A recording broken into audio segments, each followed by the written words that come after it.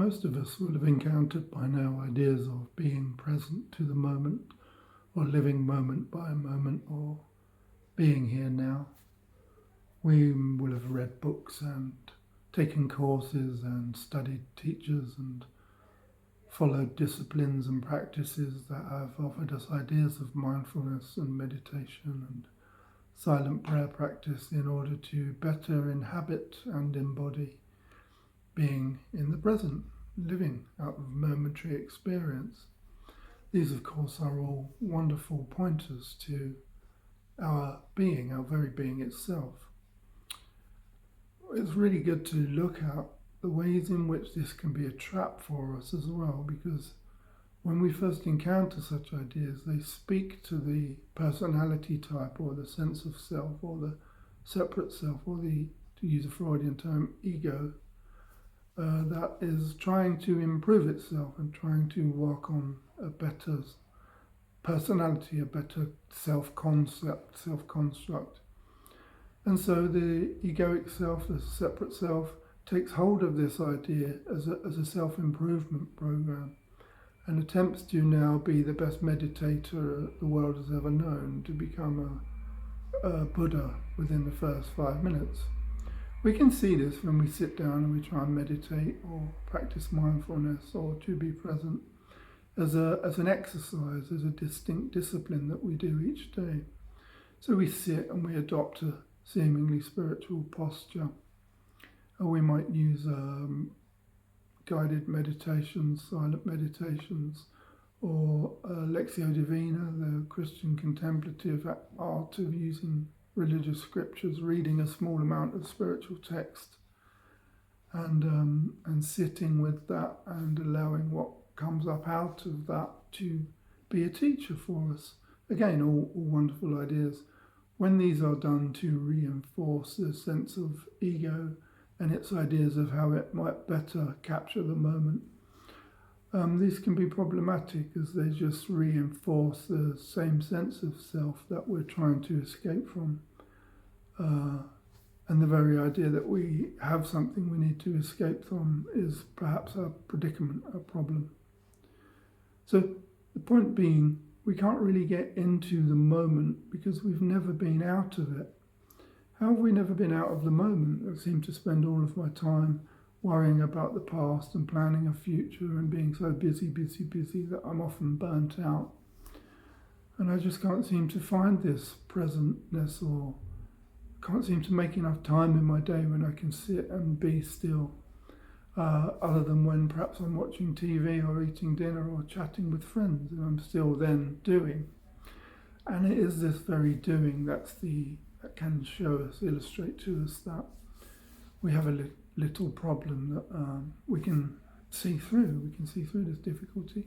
If we turn meditation or mindfulness or the idea of getting into the moment, being here now, into a time-bound predicament, then we're probably going to struggle with it even more. Or we can find a more direct path to understanding how we do this.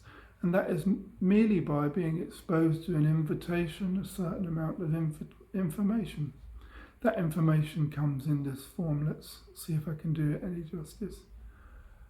If we look at the nature of thought, it's generally concerned with past events, future events, and processing through the senses the present moment to see whether it's acceptable or not.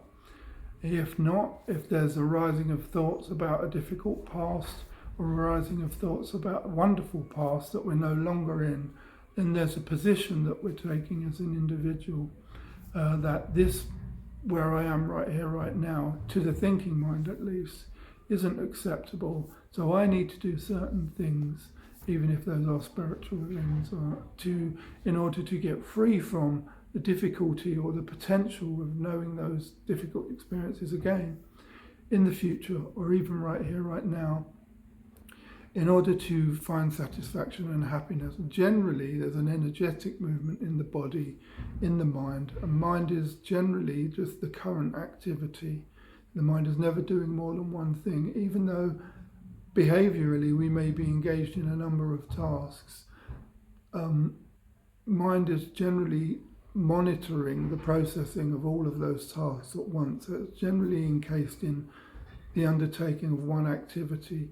Those generally fall under the remit of thinking, feeling, sensing the moment and the body, and then using the field of perception to perceive whether this is acceptable or unacceptable to the sense of self or the egoic self's plans for how this is supposed to look. And of course, difficulties with that or experiences within that idea that are unacceptable to that sense of egoic self or separate self, we might say, are rejected, and then we modulate accordingly in the moment and take ourselves to a new undertaking and a new activity. And again, these are generally rejecting the out of hand and the unacceptable, and coveting or desiring or attaining by activities and works the acceptable and the desirable. So if we use this same thinking mind to attempt to get into the moment, that's just going to be the next activity that we undertake under task to improve that sense of egoic self and to reinforce it in a way which keeps us trapped in the problem and avoidant of the solution. We can become a spiritual ego, essentially, and then we start to undertake the inhabiting of the accoutrements of the spiritual life, liking the right things, letting others know that we like the right things, or these are my current things, these are my new identity.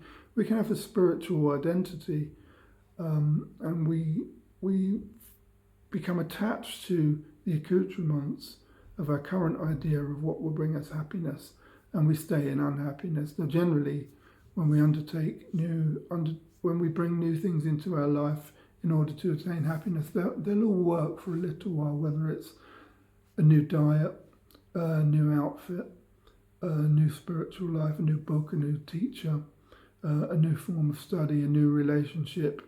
All of these come at the rejection of the previous ones or the old ones, or the old ways, or the old means. And by investing in these things in such a way, they'll give us a sense of relief and satisfaction that is alluring, that is revealing, that certainly points to being present, because they bring us a sense of coming out of the mind and feeling like, oh, finally I found happiness, I'm looking at this new thing, I'm experiencing this new thing. And this is working for me right now. But because it's speaking to, because it's landed in, because that happiness is found as a sense of egoic self and a sense of purpose, then it's a temporary pocket, we might say, of that. But all of them will bring us into the moment. A really good example is the use of substances, and these can be food, even a substance is gambling, even a substance is aberrant behaviours, acting out on behaviours, sexual behaviours, anger behaviours. These are all movements of the neurotransmitters, dopamine and serotonin, GABA. As pleasure is experienced neurologically, even our spiritual practice will bring us neurotransmitter activity in the mind. So we'll feel good as a result of the things we do. In simple terms, we feel good as a result of the things that we do. Yet we're still doing these things. We might fix in the evening by watching our favourite shows, eating our favourite meal and hanging out with our favourite people. And this is a pocket of happiness. All of these things, absolutely wonderful, essential. But we have to find our happiness in a larger source, in a broader sense of our understanding of being here now, being present to the moment. We have to see through the illusion of the self-concept, of the ego concept, and find out who we are, our essential self. And we begin to do this by the very same practices, by the accumulation of ideas of how to be present in the moment, and to spend that time initially in the moment, to be here now as a separate self, and to expose ourselves to talks and teachings and undertakings, all the things I've listed that might have seemed like I was being critical about, but they have to point us beyond that personality, beyond that thinking, and beyond the ego itself, When I say beyond, I mean before, to that sense of our very being, our inherent self, our known self, the self that we've always been, where there is no self and there is no I. We come to